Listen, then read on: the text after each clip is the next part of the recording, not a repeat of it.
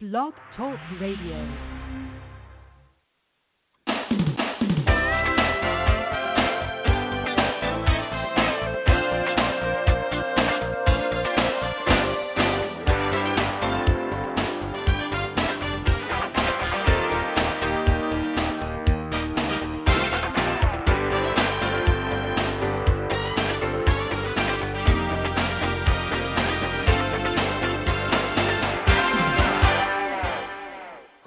Good morning.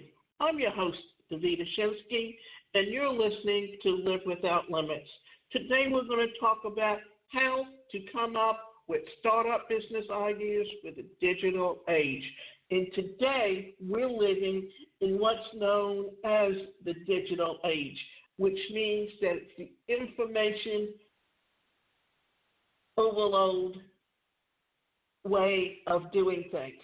Your ideas don't have to completely be original. They just need to be better than what's available already, because everything today is online, and how you market incorporates the digital era, and understanding that is how you are going to be able to grow your online business and make it what you want it to be.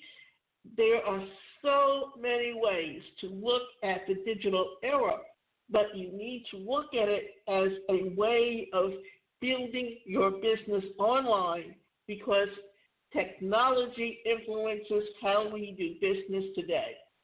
Every ambitious entrepreneur has a major objective, and that objective is for their startup business idea to become the next big thing.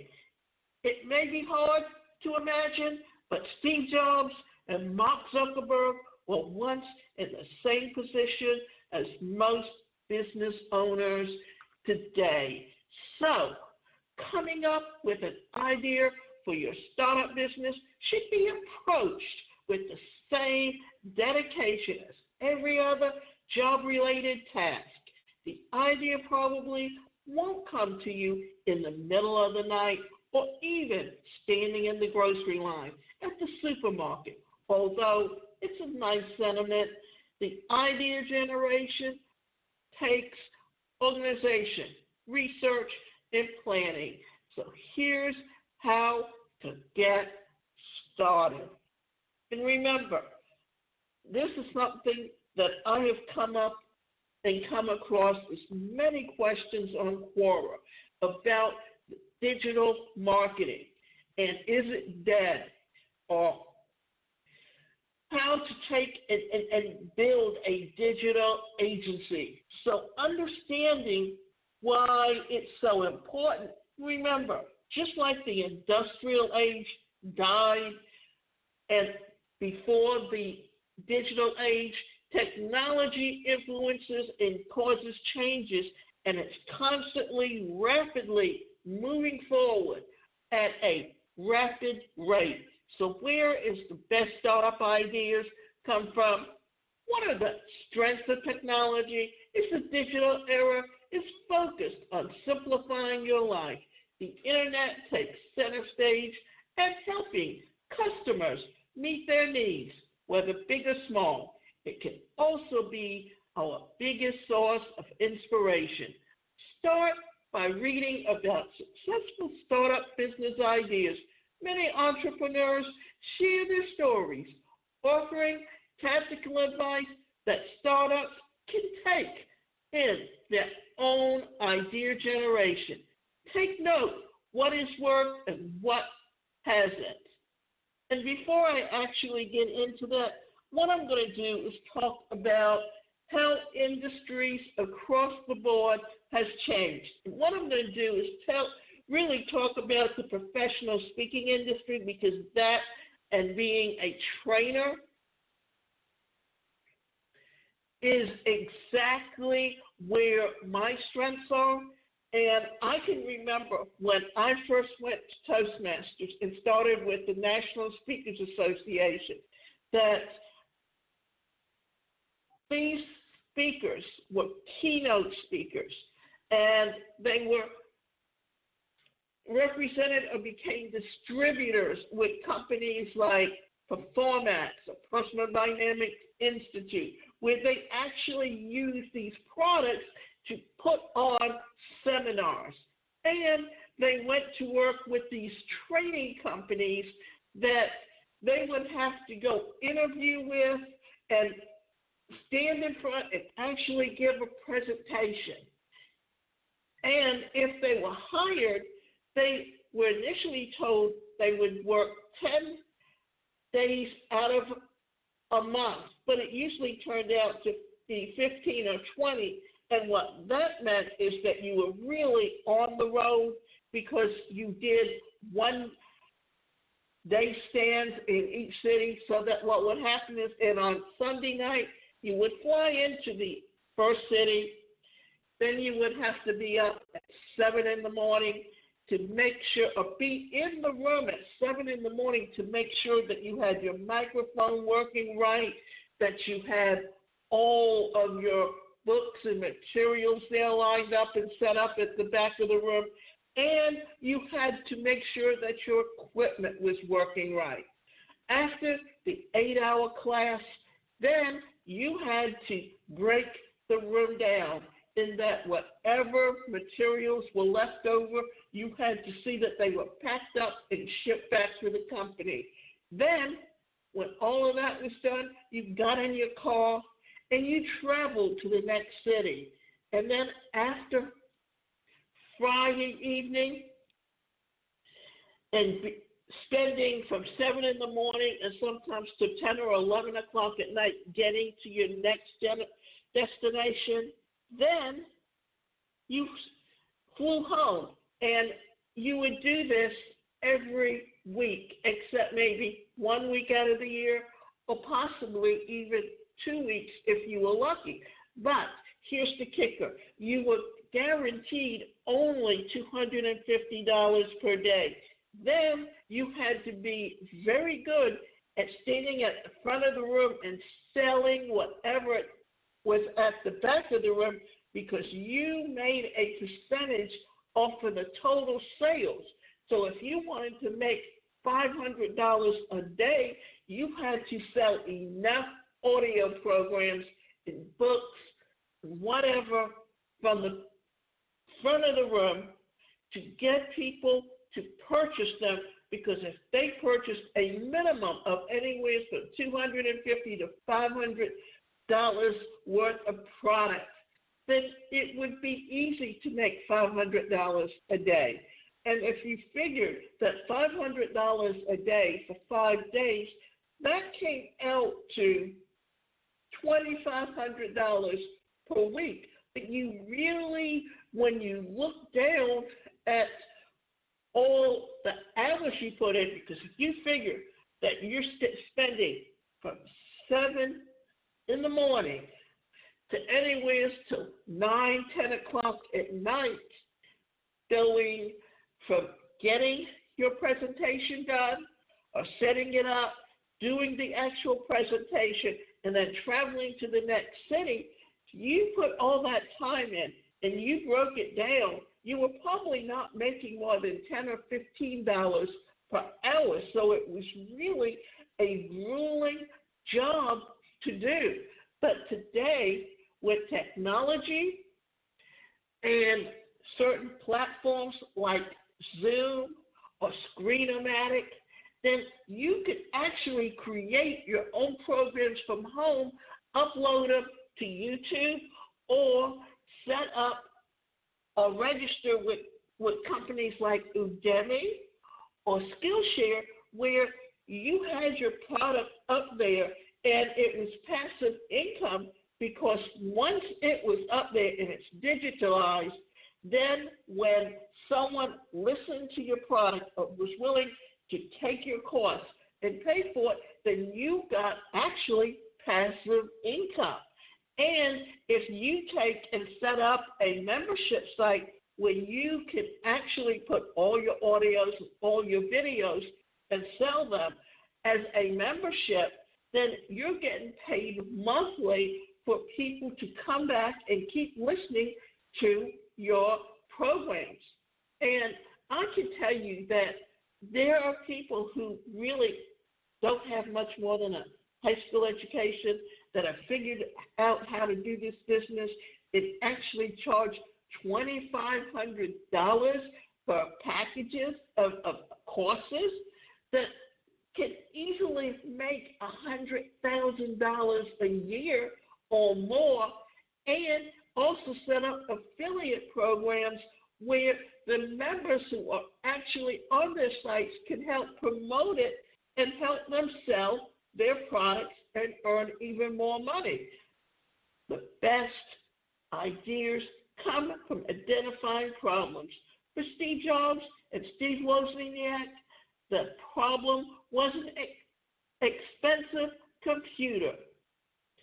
They recognized the gap and built Apple I, then II, and then so on.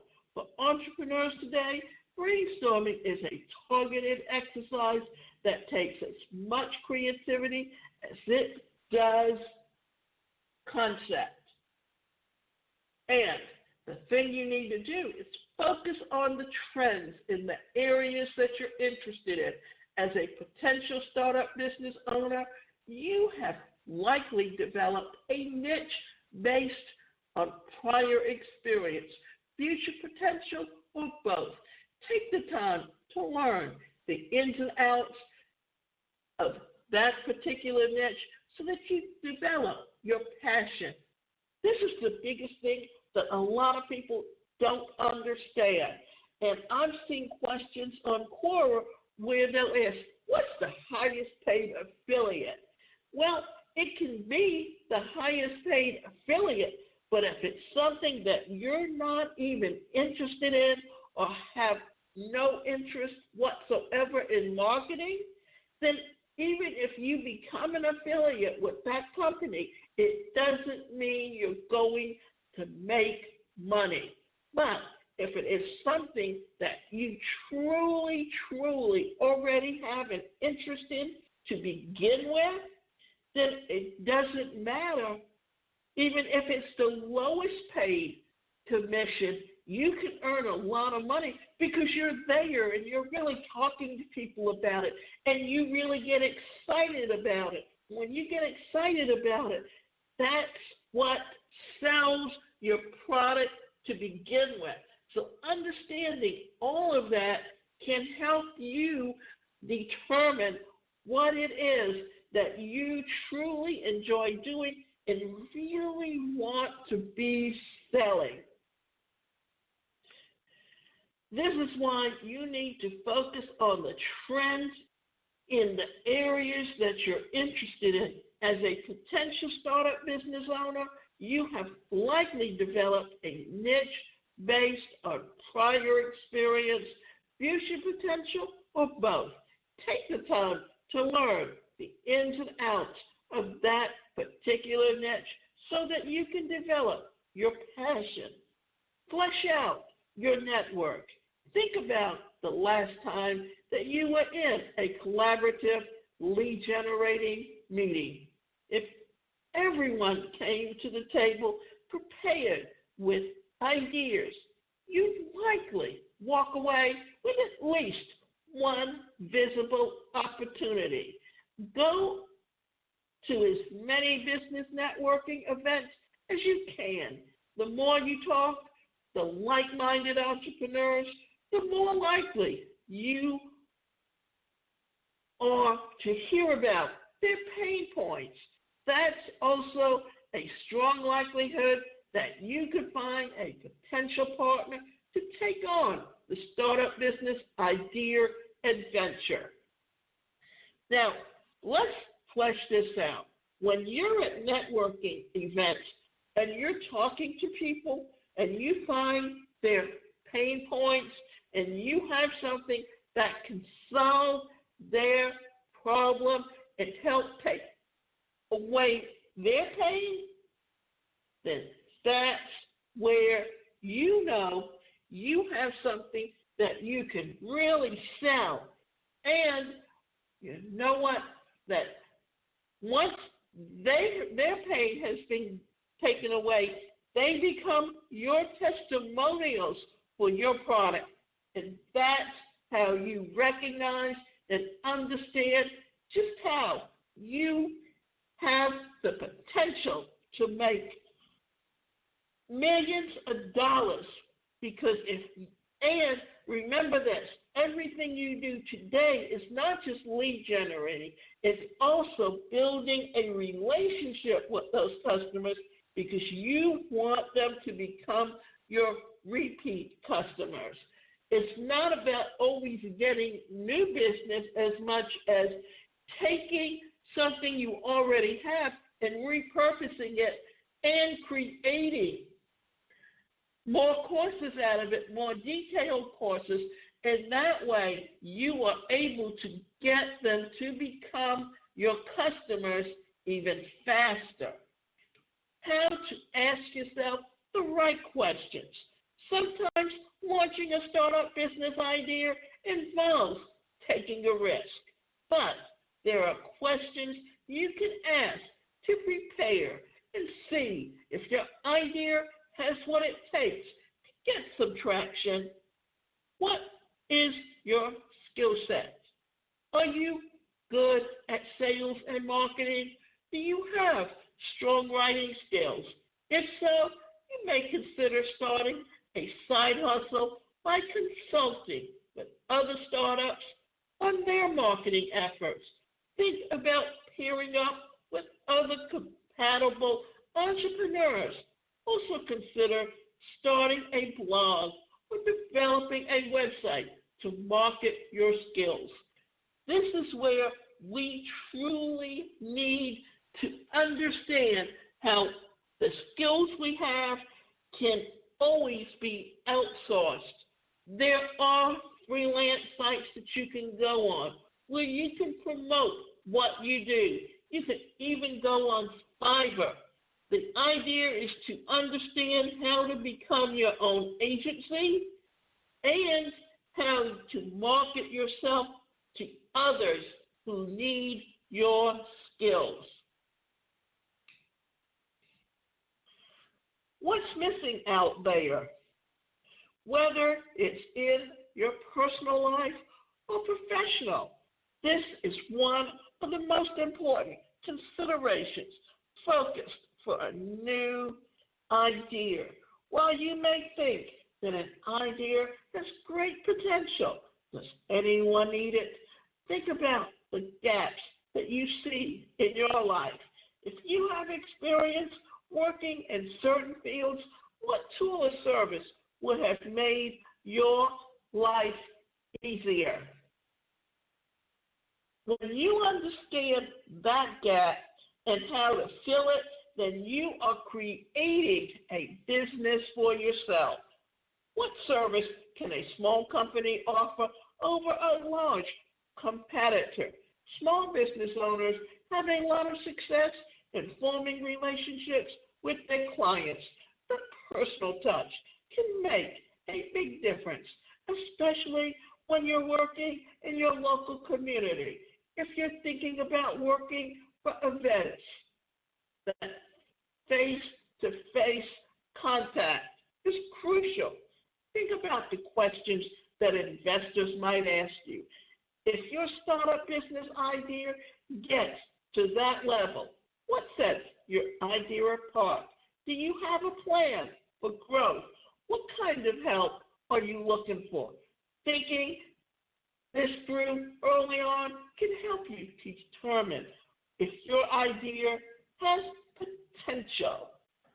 I think this is the biggest thing that some people truly need to understand, because they will think they're looking for ways to raise money to start a business, but they don't have a business plan and they don't know exactly who that customer base is. And I can tell you this story, that I'm actually involved in a group called Peers on Demand. And we had someone that came on and he had this really great idea of creating an app that all the local stores would be a part of, And when the customers would download the app and pay a monthly fee to go on the app and order products and have it delivered, so they didn't have to go to the store. They were just looking at, well, they did a market research on certain areas, and they figured out that they had 4,000 people in that area. But just because you had 4,000 people in that area and 4,000 people or 5,000 people in several other different areas, that didn't mean that they would become your customers, because there were a lot of variables.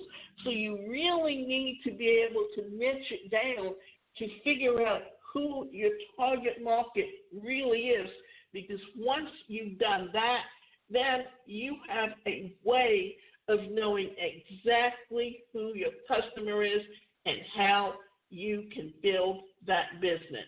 The best startup business ideas are simple. Whether you're looking for an idea to your full-time passion project or just a side gig, it's best to start small. Think about some ideas in your life where you could fill a gap. While it may seem like a challenge, coming up with a startup business idea is only the first part of the very long equation. Attempting to turn that idea into reality is where many entrepreneurs meet major roadblocks. Think about how many seemingly successful startups fail to find funding on popular shows like Shark Tank. In the vast majority of cases, these businesses are well past the idea stage. The harsh reality is that 9 out of 10 startups will fail. However, taking the time to develop many strong ideas can help you start to filter what is potential to turn into a true business and what's better left on the cutting room floor. Companies are like people, and we grow up and our own experiences literally shape the wiring inside of our brains as our neurons form and as we grow into adulthood. And that gives us skills and intuition and ability to seize the opportunities and examine things. But it also blinds us to a lot of things around us. So if your company grew up in a completely different analog era, that's how you grew and how you established your distribution chains and how you built your brand and how you learned who your customers were and you learned how to make money. Then you are now operating in a completely different environment. That's the kicker. How are you going to adapt your business to where you are today, and how you are going to take those skills and put them exactly where you want them to be, whether it's today, tomorrow, or the future. But understanding this is how you are going to adapt your business. So, if your company grew up in a completely different analog era, that's how you grew and how you established your distribution chains. The hardest part is to identify those assumptions in your strategic thinking. How do you learn to adapt and evolve business in a way that we're going to continue to grow in the digital age, in an economy that is so characterized and transformed by the successive waves of digital technologies? Now that the challenge is fundamentally different, what I would call it digital transformation from starting a new business, to say we have a company that already exists and we need to transform. We need to figure out how do we move into the next future. Remember, it's not about what technology you're using and how you deploy it and all those sort of aspects. The hard part is actually about strategy, about leadership, and about new ways of thinking. We look at this by looking at 5 broad domains of strategy: to rethink customers, to rethink competition, to rethink data, innovation, and value. What is your value to the marketplace?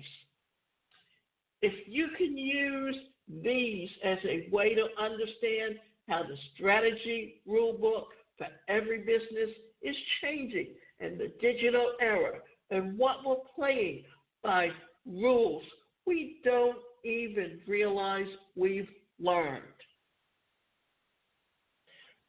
We've absorbed them, and that is shaping every business decision that we make.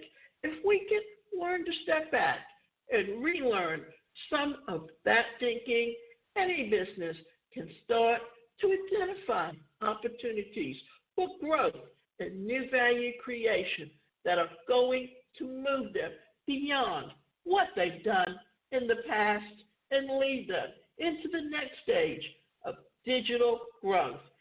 Today, digital technology is all the rage because after decades of development, it has become incredibly useful.